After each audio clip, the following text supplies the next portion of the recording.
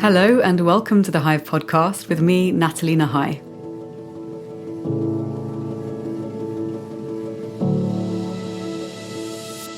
In this fifth season, I'll be exploring how we can change the ways in which we relate to and structure our existing systems so that we can build towards a more resilient future.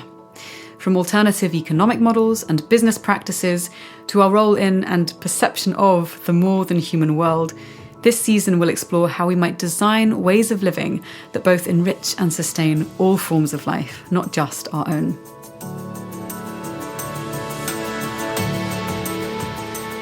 For more information, you can find additional resources and links at natalienahai.com/The Hive Podcast. And you can also reach out to me on Twitter, Instagram, and LinkedIn at Natalie Nahai.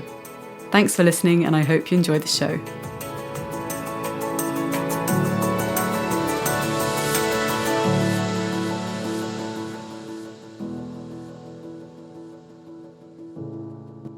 Today, I have the pleasure of speaking with Simon Hill, CEO and co-founder of Wazoku, a tech company that helps businesses unlock the nascent innovation potential of their employees, partners, and customers the world over. An angel investor, author, and speaker on topics relating to collaborative innovation, crowdsourcing, co-creation, and intrapreneurship, Simon also advises several B2B and B2C early-stage tech businesses, and he has received many awards and nominations for his tech leadership over the years. Wazoku is a company that sits at the forefront of workplace innovation, and they've worked with organisations such as Waitrose, HSBC and Barclays, and they're currently in the process of becoming B Corp certified. Their mission, to change the world one idea at a time, is expressed through their core product, Idea Spotlight, which encourages businesses to embrace the principles of design thinking and challenge-lead innovation to help people crowdsource ideas from anywhere. So I first met Simon many moons ago on the tech scene in London, I think actually before he set up his business in 2011. And when he told me about their recent work moving in the field of purpose and profit and sustainability and regenerative futures, I couldn't resist interviewing him here for the podcast. It's been a while since we last touched upon tech and innovation in the series, so I hope you'll enjoy this conversation as much as I did.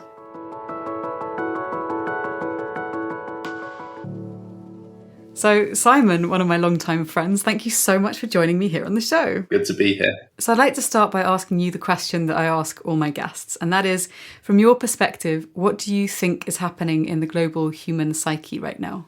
Right into the deep end. So first of all, thank you. It is a deep pleasure and a deep honour to be on your highly revered podcast, Natalie. Thank you. I come at this from a number of angles, right? My interest and focus at the moment is really about how we can rebuild and regenerate through the mechanisms of innovation and collective intelligence to drive collective impact at the back end of what has undeniably been and continues to be an extremely challenging time for the world. But I think it's one where we have seen the amazing things that collective groups can do when they come together to focus on a specific mission, and in this case, kind of getting on top of a global pandemic and new ways of working and all the tragedy, but also the opportunity that wraps around all of that. So, I think the theme from my perspective is sort of regenerative futures, and it we can capture a lot in all of that. So actually, let's talk a bit about your background, because you've built an entire company and career on helping people to better collaborate and innovate together. What initially moved you to set up Wazoku? A moment of inspired madness. If I look back, and that was late 2011, so it feels like multiple lifetimes ago in many senses. There are probably a couple of motivations that led this idea. I'm in the business of ideas and very much understand that it's rarely. You rarely have one idea that you just run with. So at the start of this, I had a number of different plates spinning, a number of different problems that we were wrestling with that we thought we could potentially bring, new solutions to help solve, systemic challenges. But I just really liked this nascent, obvious gap in the market that we didn't treat ideas very well, yet everything starts with an idea. And so trying to build a solution that could help us to foster the brilliance of diversity and human capability by aligning it with a good piece of technology and some good structure could add huge value for the world and help us to better solve problems through engaging those smart minds, right? And so that's why we started. I think that's still quite a consistent piece of our mission and the things that we focus on. But it's certainly evolved over the 9 years of being in business, and underpinned but still by this real kind of core focus and core purpose of helping to just make the world a better place, one idea at a time. And you mentioned about the ways in which we're going to have to start to regenerate our systems, our workplaces, our communities coming out of this crisis. And of course, it's taking much longer than I think a lot of people anticipated, and certainly longer than any of us hoped for. What are some of the things that we can take from your experience of innovation that we can use in our own lives to help collaborate to come up with, greater resilience for our local community or whatever it might be? Yeah, another small question there. I think part of this is the power of the human mind to adapt and to live through change has been consistently tested, and we live in a world where change has become much more a constant. But then in the last 12 months, we've had that really thrust upon us in a way that none of us could never have imagined. For most people in the Western world, we've not had the reality of deep pandemics like this as a constant for us, nor have we had to live through similar like war times or other things right in our backyard. So it's been a bit of a cultural shift for this generation, though I think for others in the world it's more of a norm. And there's a lot we can learn from those existing parts of the world that perhaps we don't pay as much attention to as we should, who perhaps have dealt with some of this better than we have as well. But we do have to be pretty proud of the way that, for all the failings that come out of this, right? It's very easy to have 2020 hindsight and look back at and criticize on this, but it's extraordinarily complex. Yet people have come together, and we've done things that I really advocate for in some small ways. I've come together as communities at a very local, solving problems at a local level, but also trying to work together at a more macro level, sort of waving competition out of the way and other things, at least in part, to sort of develop this wartime mentality and try and drive proper system-based solutions through things. Now, the challenge is, can we continue to do so? Because I think this isn't going to be a roll out a vaccine and fix the world. This is going to live with us, probably going forward, more like some of the common diseases that we're more familiar with. It's not just going to go away, and it's going to change the way that we work, change the way that we live, change the way that we think more profoundly than probably many people I think are still considering. Right? There isn't an end to this, I don't believe. That's not overtly negative in its overtones, I don't think, because we will learn and adapt as people do to live with it and to function around it. That's so curious. And actually, you framing the fact that we're going to have to live with this going forward in that particular way, it's something which I hadn't actually considered. And I think you're right. I mean, we look at the ways in which we can now be inoculated against flus or treat the particularly awful aspects of when people get sick, whether it's pneumonia or what have you. There are ways to treat these things, but of course there are still ongoing risks. And actually, when I think about pandemics and we look at the biodiversity research and the links of encroachment into wild territories and into wild species, the impact that human action has on our exposure to more viruses in the future, which could yield to further pandemics, we do really have to think about changing the system now, changing relationships now, to building in greater resilience. And so I wonder, with the work that you've done with Wazoku, what have been some of the most inspiring success stories of change? And it doesn't have to be obviously pandemic related because we're still going through this, but in terms of the change you've seen people birth to solve a particularly challenging problem. Yeah, and I would say on that previous point, that those are very much my opinions, right?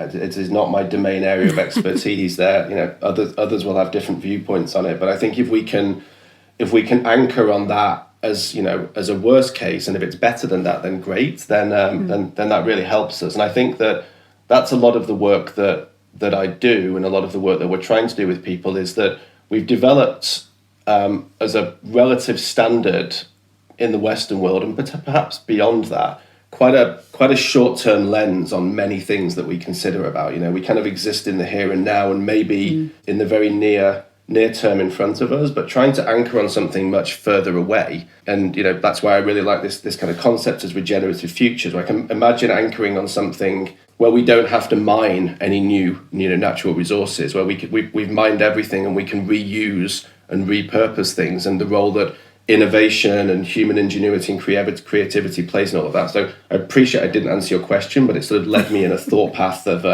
that took me in a slightly different direction. Apologies. But that's fascinating, the idea of regenerative futures. And also another concept that I hadn't really considered was what might it actually look like if we didn't have access to or chose not to mine new materials, if we had to find ways to repurpose or reimagine new things that we could potentially synthesize. I mean, then you're in my favorite domain of kind of the sci-fi world of, I don't know, programmable matter. I've been watching Star Trek Discovery, and there's so many concepts that I just want to happen now so that we can get ahead and have new ways of innovating and creating. But yeah, so the question, I guess I was asking about the success stories, but maybe I'll link it to the fantastic book that you co-wrote with Alpheus Bingham, who is the founder of Incentive, which, if you're listening and you want to know about it, is a company that has helped make some really fascinating large advances in medicine and space travel and oil spill cleanup and more. And they've got 500,000 people in a solver network to help deal with some of these challenges.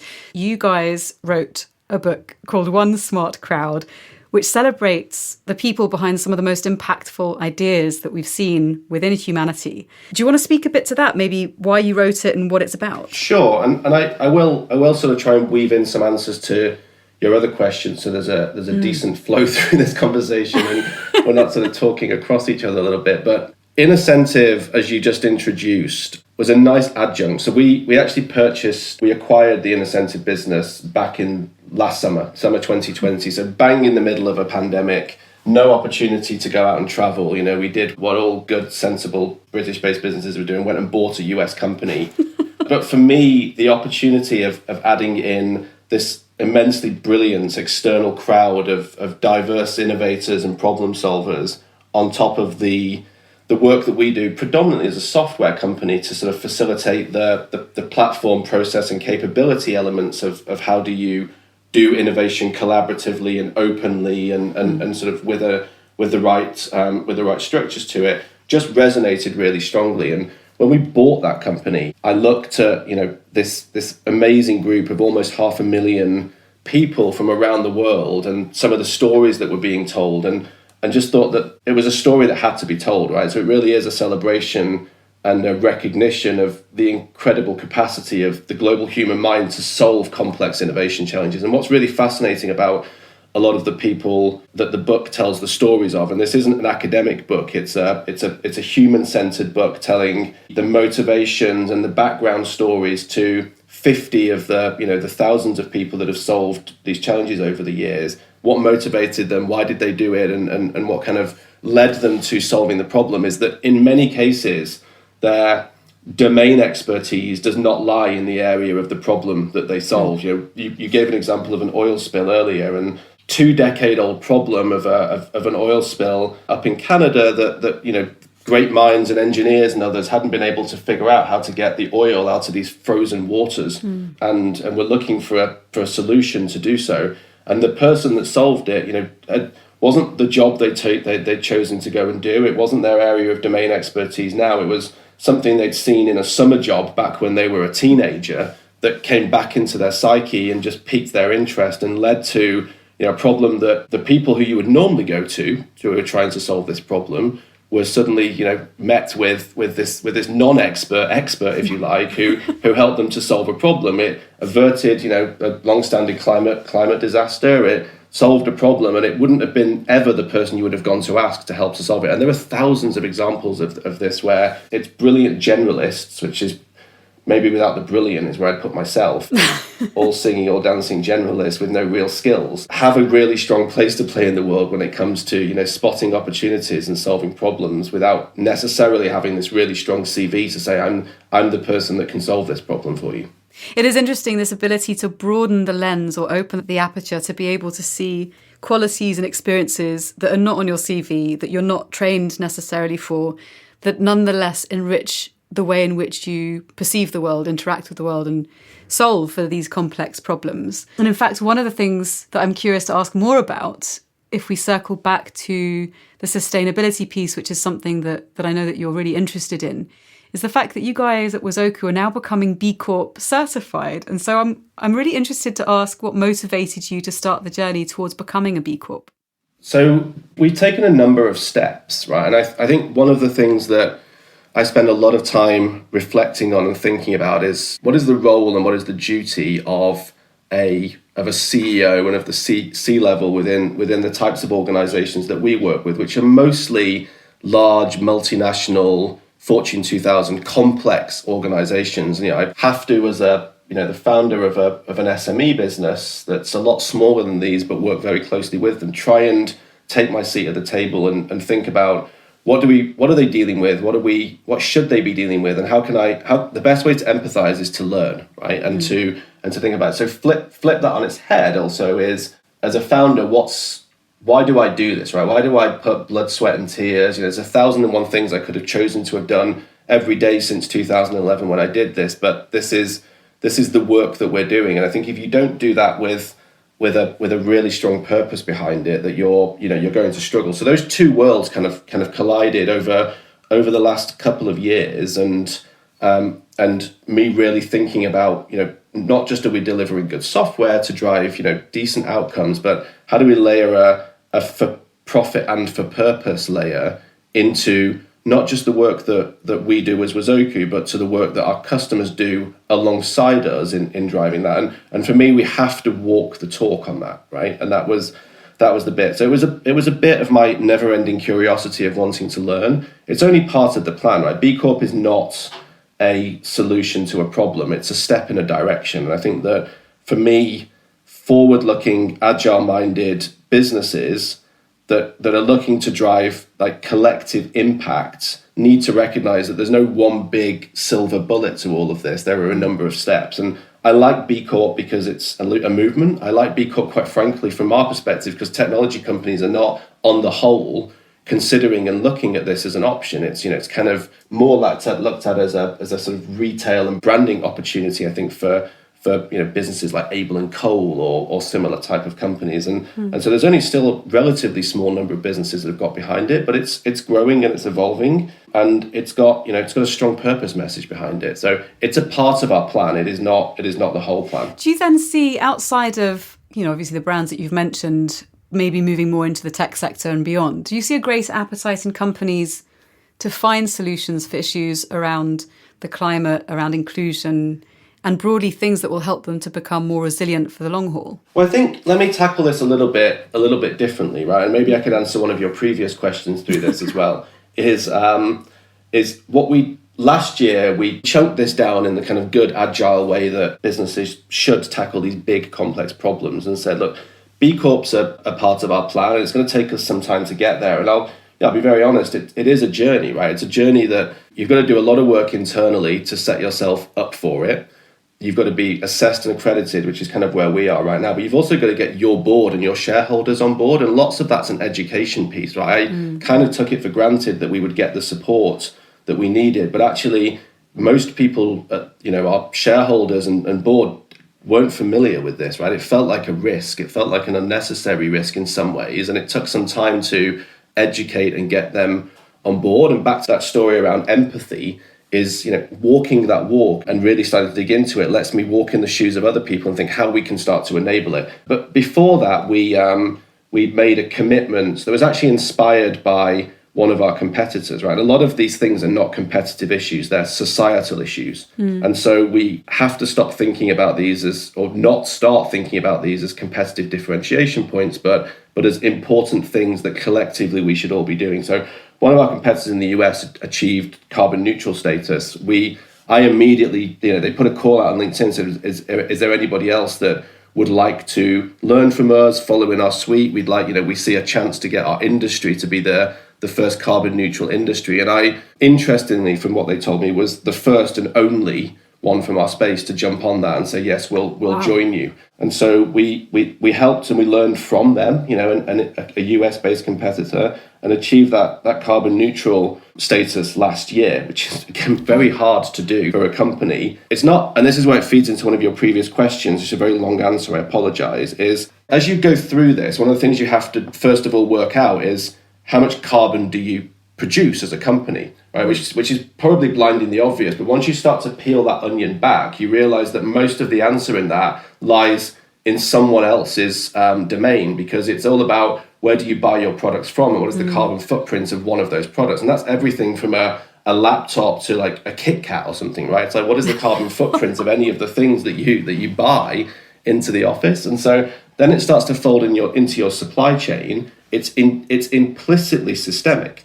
And so there are so many bits of this that we can't impact real change unless we can get a system of change to start working for us. And therefore, to go back to that previous question, as someone that's done something quite good, right? You pick a space, right? So I quite like we did some work a couple of years ago with a small Danish construction business. I can't pronounce it, so I won't try.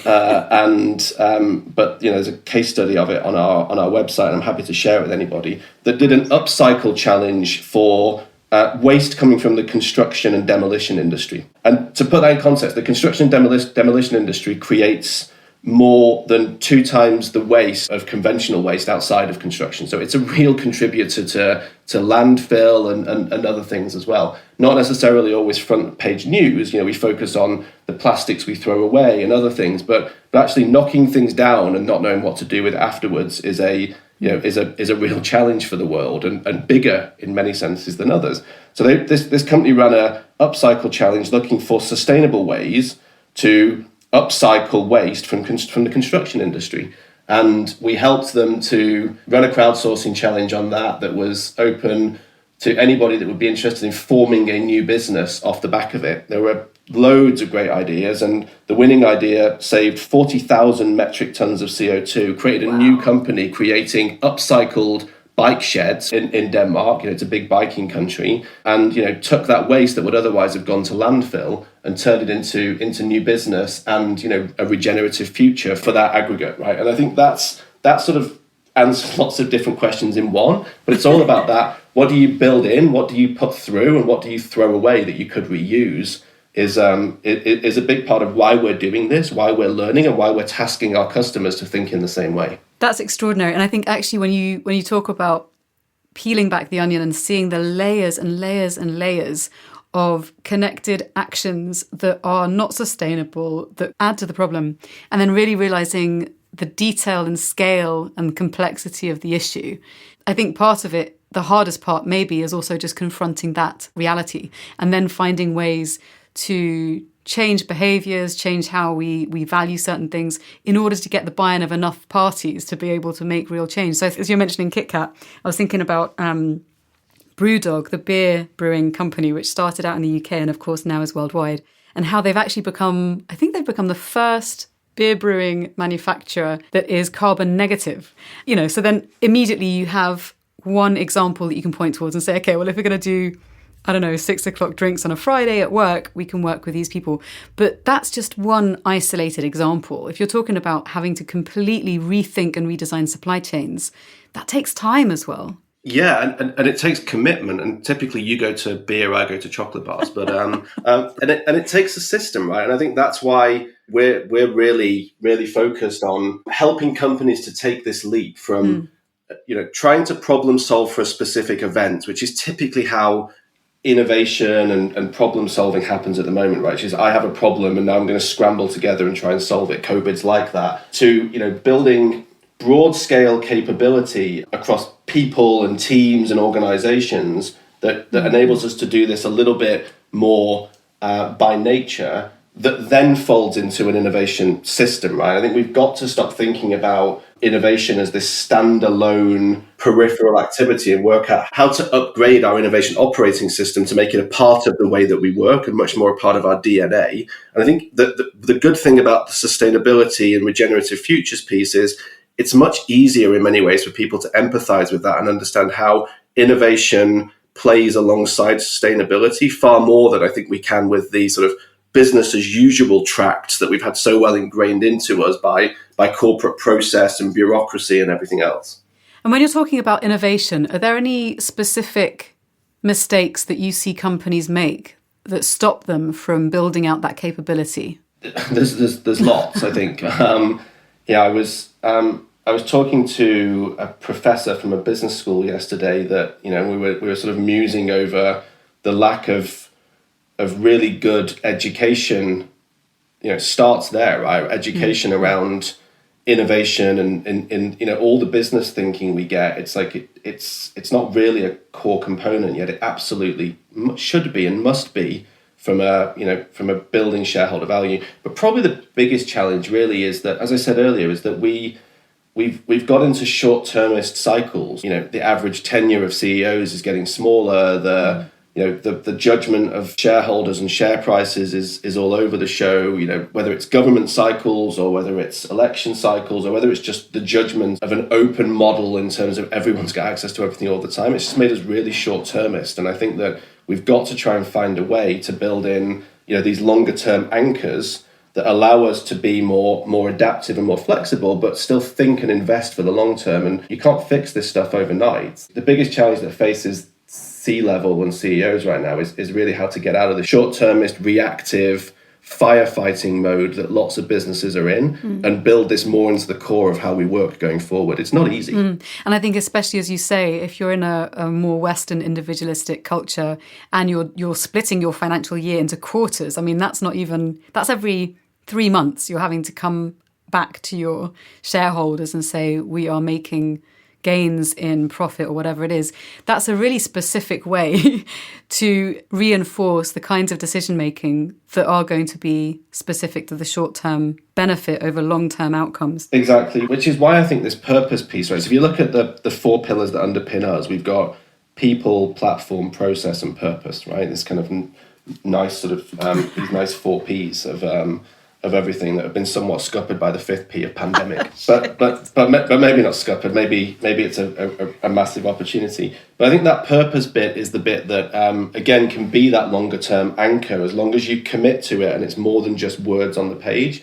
I feel somewhat that there's been a more seismic shift in aspects of society that will drive that to be so. So in that same conversation with a professor yesterday, he gave me an example of a guest lecturer that they'd had last year who'd come and spoke. And he's like, this guy did a fantastic job, did a really good presentation, but at the end of it was given terrible grades by the students. And the reason was not that the students weren't impressed with the lecture that he'd given, it's that every day the guy had flown back home to his house and then flown back again the next day, and the students downgraded him because they felt that he was not being, he didn't need to do that, and it was environmentally unsustainable to work in that way. And that wasn't part of what he was talking about. It was an innovation talk, not a sustainability talk. But that mindset of the sort of next working generation, I think, has really changed more profoundly than perhaps we understand. And that people are prepared to downgrade on things that aren't necessarily relevant to the specific thing you just did based on your actions rather than your words. That's really kind of quite profound in my mind, that example. That's a really striking example, I think, for a couple of reasons. So one of them, at the moment I'm researching this new book which explores changing consumer behaviours and also what we value. And on the flip side, because actually many of us, myself absolutely included, have been heavily reliant on being able to transport ourselves to multiple locations using planes in order to be able to make a living, to give talks. And so on the one hand, you have this emerging trend of greater accountability, wanting to be able to make sure that you're living in alignment with your values, not just in the personal sphere, but also at work. So if that means being sustainable, how does that translate in terms of the ethos of the company that's employing you or that you're running?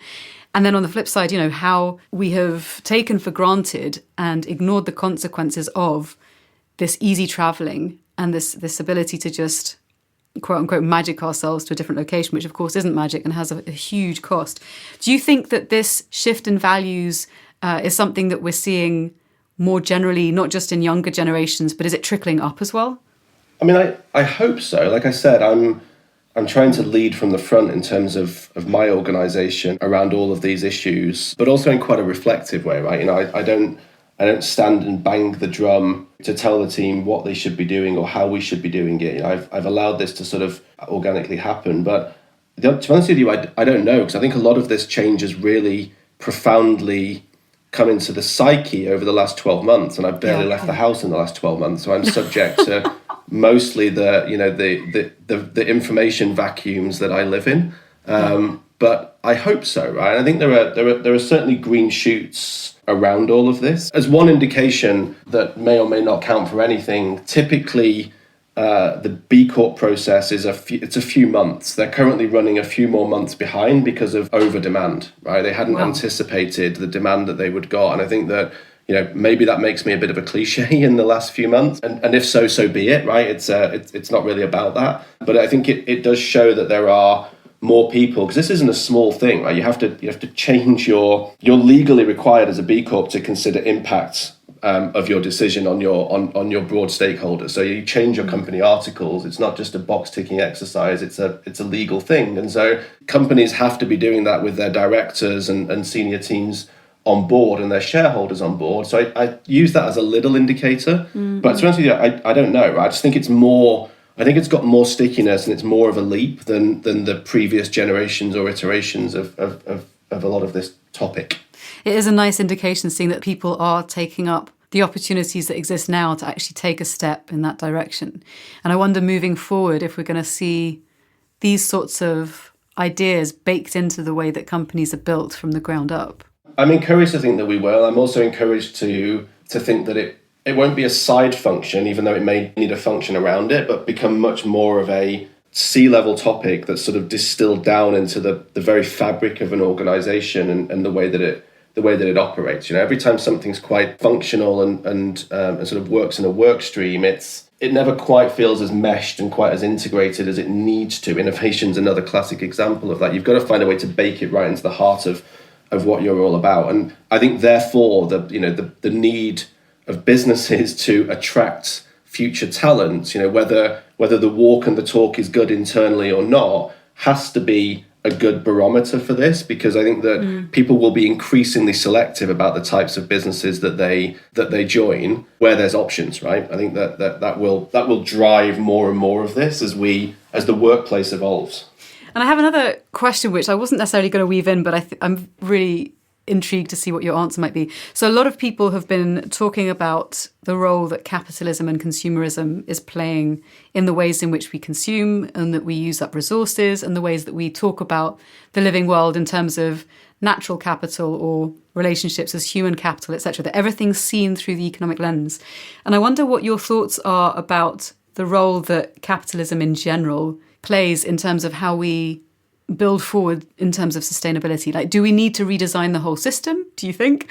Or do you think there are ways in which we can change how capitalism works to incentivize different behaviors? On the one hand, the believer in the free market kicks into me when I'm asked that question. However, on the other hand, and there's a business idea that's not really a capitalist business idea, it's more of a change idea that's been brewing around in my mind for years around which really looks at the wealth gap, right? And I think that's a problem that we've got to really tackle. And probably one of a small number of very seismic gaps that we've got, or problems that we've really got to figure out how to tackle. Right, there is too much wealth in too few people's hands, and from traditionally being a believer in smaller governments, lighter regulation, and more free market mechanisms, I think we do have to think about how we redistribute that wealth to create more equality. There's really good case studies. There's really good countries that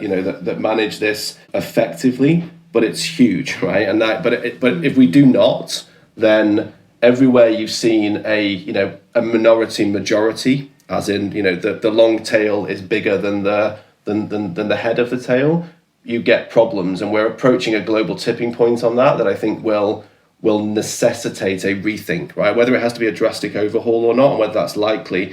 But it comes back to the most ultimate of all collaborations, which is that's one big global effort, and that's going to take a hell of a shift, and hopefully that's not a revolution that causes that. But I do think that we're not too many generations away from having to really look hard at this and think differently about how we tackle it. And it's such a thorny issue. I mean, one of the things that I was listening yesterday over lunch to one of Stephen Fry's episodes. He's done a series called The 7 Deadly Sins, and he was talking about avarice or greed and the popularity surge that Ayn Rand's books enjoyed when the 2008 financial crisis hit. And of course, she's quite an interesting, very divisive figure.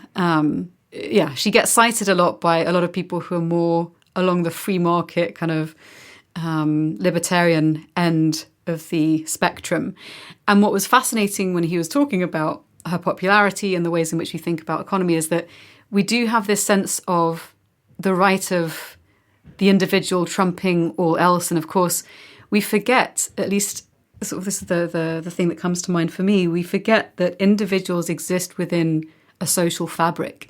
And if the social fabric is collapsing and is impoverished to the extent where individuals then can't function, then that isn't just a social problem, it's an individual problem as well. So whatever way you look at it, we have to tackle the inequality that exists within the systems that we create, because if we don't, everyone from the individual to society to the global community will suffer as a result. I mean, maybe that's just me drawing that connection, but I find it quite shocking that other people don't make that connection. Yeah, I think the other thing area that I find, I think maybe they're kind of correlated or maybe not, is the link between the need to create opportunities for people and the need to personalize those opportunities in a way that we've traditionally not done. Right? We sort of push you through the sausage factory, give you a label at the end of it and send you off to go and do something. I think we have to change. That is changing, and we've got to change our mindset around the abilities, capabilities and skills of people. I think that's one of the things that came out of the book, right? It's like, what are the intrinsic motivations for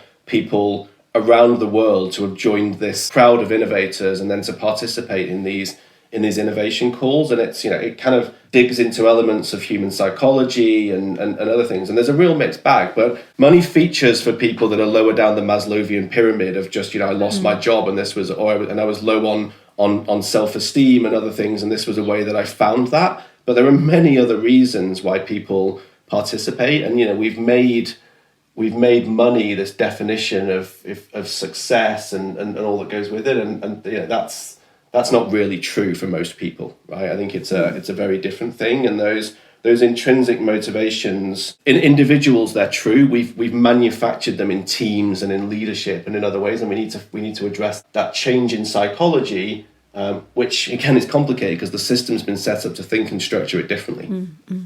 It's interesting. Before our interview, I was speaking with another writer, thinker, and someone who's also got extensive experience in the corporate space, so in terms of buildings and what have you. And he was telling me that one of the things that was interesting to him was one of the CEOs that he worked with, once he'd attained the corner office, in this skyrise in New York, and he'd got his own personal secretary, and he'd got his parking space with his name on it, etc. All these extrinsic signifiers of authority and success. He was faced with the question, well, what now? And what does success actually mean to me? And I think this is a very classic example of ways in which we keep going forward to obtain signifiers or symbols of success. We strive for these goals. And when we arrive there, we realize, if we have the fortune to get there, that they're just external. They don't fulfill some deeper, more yearning aspect of what it means to feel fulfilled or to be flourishing or to be thriving. Do you think that we're seeing people ask this question more at the moment? I think people are reflecting more. Maybe if I apply that lens a little bit to some of the work that we see and do, is one of the challenges around innovation writ large is this dichotomy between, it's this specialist generalist question again, right? So it's like, if you've trained for years and you are a specialist, you've got your PhD and everything else, then, and if you can't solve this problem, how can some generalist out in the world possibly solve this problem? That you, and also if they do, have you failed, right? Are you're the expert, you were hired to do this. And the reality is that, time and time again, the diversity of opinion trumps the specialist, but that doesn't mean the specialist has failed, right? No one person is the bastion of all solutions to all problems, no matter how specialist they are. And also framing a problem differently can bring different solutions in. That we just helped a global pharmaceutical company that was having some challenges with a specific drug to do a crowdsource a hypothesis as to what the cause might be, what the root cause might be. Behind the scenes for 9 months, some of the best minds in this space have been working on it with all of the information. And in 30 days, a crowd of generalists with 10% of the information came up with the same set of hypotheses as these experts, wow. Right? With 90% less info or 10% of the info that they had, and in a fraction of the time. And we see this time and time again, that you can, the crowd can predict better, so it's 4 to 5 times faster, it's 8 to 10 times cheaper, and that enables you to pull risk forward and push costs back. And, that's seismic if you can get this right, but you've got to get over this hubris of I'm the person that's paid to solve this problem, and you're the person that's paid to help to solve this problem. And that's a different mindset. So then I'm curious what you think might be some of the most exciting changes or innovations that might emerge from this crisis. That's Is it too early to say? I mean, I think we live in a world where there are just so many great things that are emerging. In some ways, I think we have to find a hybrid between the world that we knew and the world that we're going to step back out into as we go forward. I think that there are huge lessons that can be learned, as I said right early in this conversation, from parts of the world that deal with some of the challenges that we've been dealing with globally, but really as a Western world on a more regular basis, right? I think that part of this will be a refocus on those types of topics, and that hopefully are coming together as a global community in a world that felt like it was stepping back into more nationalist boundaries again. Hopefully that's a change, right? And hopefully that's something that's kicked us out. We're going to continue with the pace of technology change. We're going to continue with the evolution of augmenting machine and people, and whether you think that's positive or negative, I think there will be lots of good things that come out of it.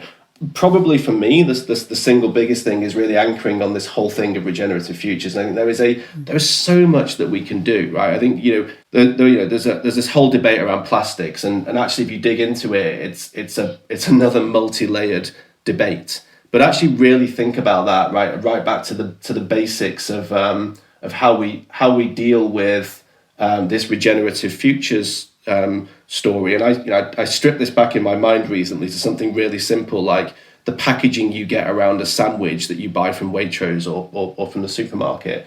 That currently isn't recyclable because you can't easily separate plastic from paper, and therefore if you don't do that, it doesn't get recycled, right? So therein is this huge systemic challenge that's really boiled back down to the basics of crap, my sandwich packaging isn't recyclable, which if you care about the whole piece of it, that you can extrapolate that out and out and out and out. And I think that's the piece for me that's we've got to boil this right back and start thinking about the things we do every day. What do we need to change in them? Because even then, what happens to it next and what happens to it, and we don't know, right? We feel good because we put it in the green bin, not the black bin, and we kind of walk away and pat ourselves on the back that we've done our job. But actually, it doesn't. The system's fully broken, and so I hope that we can get more of a mindset around that and start to tackle these problems piece by piece, bit by bit. And then, we can start to, hopefully save the world one idea at a time, and certainly if not change it more from that very local level upwards.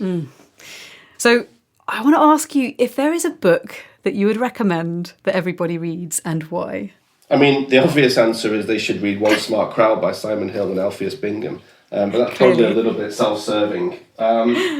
What other books should they read in addition to that one? I mean, there are no others, Natalie. That's really it. There's a book that I'm reading at the moment that I really like, which is called Invisible Solutions by a friend of mine called Steve Shapiro, who built and ran the innovation practice at Accenture and now is an author and a kind of Hall of Fame speaker. What Steve looks at is the art of framing a good question and framing a good problem. And I think that if we don't get the question right, we'll never get the answer right. And so this book is provides you with a really kind of hands-on set of tools to start thinking about different lenses for framing problems. And I used an analogy yesterday in a post that I made on LinkedIn around that problems come with the lens that you are tasked to think about and deal with. So if you're in marketing, you have marketing type problems, but they're often multi-layered. And so my analogy was a little bit like when you sit in the optician's chair and they put those little lenses in front of you and ask which one's better. And normally they're layered on top of each other, right? We're trying to find the best focus in our problem that covers all of those lenses, not just the one person's bias lens that they're dealing with. So that's a long answer to Steve Shapiro's Invisible Solutions book, but it's well worth a read. Brilliant. I shall add that into the show notes page. So if I were to ask you what you'd like your legacy to be, how might you begin to answer that? I think that, honestly, I don't know the answer to that question at the moment, right? I think I'm still partway through a discovery journey. And I'm very open and honest with my team that, maybe naively or otherwise, that we don't have all the answers and we're still working a lot of things out. I firmly believe that if we can have moved the dial on how we think about and manage the way that we evolve and change our organizations and the reasons we do those for driving impacts into broader society and our kind of ways of working, that that will have been a reasonably good impact that we could have had. But I think we're only partway through the journey, and so it will, this will form itself. This will keep going. I think what I am proud of at the moment is that there's a constant core that underpins all the things that we've done. Right, we're not inconsistent. I don't flip flop, but I'm growing and learning as a human being, and I'm very open minded. And maybe that's it, right? Is that I just maintain this very open minded approach to the challenges that we're facing, and I'm willing to be wrong and proven to be so. And adapt that mindset as we go. I don't have this necessarily big legacy view right now. I think it's much more about micro activities and trying to adapt and learn to do the right things. And I guess also within that is the idea that one can model an openness and vulnerability and allow other people to feel okay taking that same approach, so that then we can share and create more openly together. Yeah, I mean, probably at the heart of everything that I believe is that we're better if we collaborate, we're better if we're open, we're better if we share, and we're better if we solve the right problems together. So somewhere in all of that is an answer to your question I haven't yet thought of. And so, speaking of questions, if you were going to give people a question that they could dwell with right now, what would that be? There's this, the concept of exponential change, I think, is one that is quite hard for us to sometimes get our heads around. But if we were to start thinking about this topic of collective impact and regenerative futures, and think about every time you go to throw something away, whether there is an alternative to that and what's going to happen to it, and how can we find a better way to let's assume that raw material can never be mined again. So either it's going to become extinct, which we're quite familiar with that theme from a nature perspective, but don't necessarily think about it from a resources perspective. Let's start thinking about how we can adapt and challenge society, challenge our governments and the things that happen around us to enable us to think about each one of these things as very rare, precious commodities or otherwise, so that we can start to enact small bits of change. Right? I think if you can bring that into your everyday lives and just start to think about it in a slightly less abstract way, that it can move us forward. And certainly checking out things like talks by people like Bill McCulloch and real proponents and exponents of this type of thinking is well worth a starting point for people as they start to contemplate some of those big questions. And I was actually going to ask you one thing that people can do to start moving in that direction, but you've just given some nice examples there. So in that case, I'd like to end with this question, which is, what vision of the world are you holding for others? I think I partly answered that already in some of the things that I've said. Right, I have a real belief in the innate creativity, capability of people, and I think that we get maneuvered and moved to think in ways that sometimes we don't necessarily know why or how, and it's not a criticism. I'm guilty of it as well. Like I said, we exist in certain vacuums, and so I hope that we can start to come more together. And I recently signed a CEO Action for Diversity pledge and really put that alongside part of the B Corp and part of everything else, and really thinking about that inclusive message, right? How can we be more inclusive, and how can we get people to think in a much more inclusive way? We've become a little bit too divisive and not as accepting as a world. So I'm hopeful that as a planet, we've shown that we can be collectively responsible, that we can drive collective impact in recent times, and hopefully that drives a more kind of local first but global mindseted set of inclusive actions and activities going forward. Well, folks, thanks for listening to the Hive podcast. That's a wrap for season 5. I'm now off to finish writing my book and to line up some exciting guests for the new season, which will be making an appearance in spring. In the meantime, if you want to stay up to date with news of upcoming interviews, projects and events, you can sign up to my newsletter at natalienahai.com or follow me on Twitter or Instagram at natalienahai. As always, to find out more about today's guest and topics, you can visit the show notes page at natalienahai.com/The Hive Podcast. And if you enjoyed the show, please do give it a rating and a review. My thanks to the brilliant Caro C for producing. Thank you for listening, and I look forward to sharing more with you next season.